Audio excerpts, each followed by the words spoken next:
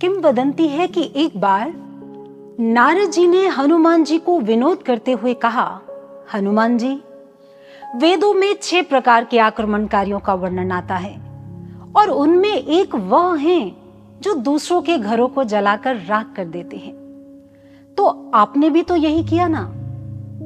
आपने भी असुरों के घरों को जलाकर भस्मीभूत कर दिया, तो हुए ना आप भी आक्रमणकारी।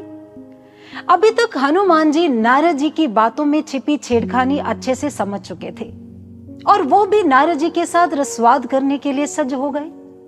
उन्होंने कहा, मुनिवर, आप यह कहना चाहते हैं कि एक सच्चे शिष्य को यह शोभा नहीं देता, पर मुझे ऐसा लगता है कि एक सच्चे शिष्य का यह परम कर्तव्य है। नारद जी ने कहा, वो कैसे? हनुमान जी बोले, देखिए मुनिवर, प्रभु श्री राम जी का भक्त होने के नाते लंका में जितने भी लावारिस शव थे उनका अंतिम संस्कार करना भी तो मेरा ही कर्तव्य था। नारद जी हैरान हो गए, लावारिस शव और लंका में ऐसे कैसे? तो हनुमान जी ने कहा, जिनके हृदय में भक्ति की सरगम नहीं बजती है वो जीते जी शव ही तो है नारद जी। जिन हरि भगति हृदय नहीं आनी, जीवत सब समान ते प्राणी।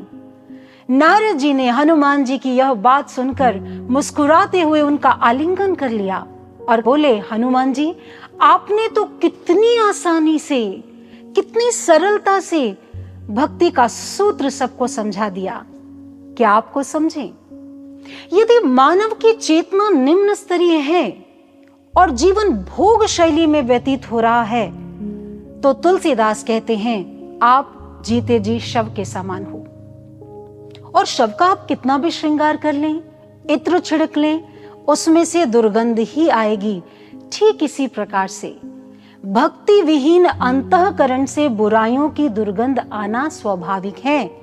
और अगर आप सच में अपने जीवन को सुंदर बनाना चाहते हैं तो आप अपनी चेतना को भोग से योग की ओर, काम से राम की ओर बढ़ाकर अपने जीवन में भक्ति को लेकर आएं और भक्ति के गुणों से अपने अंतःकरण को महकाएं। इसी में जीवन की सफलता एवं सार्थकता है। जय श्री राम, जय श्री राम।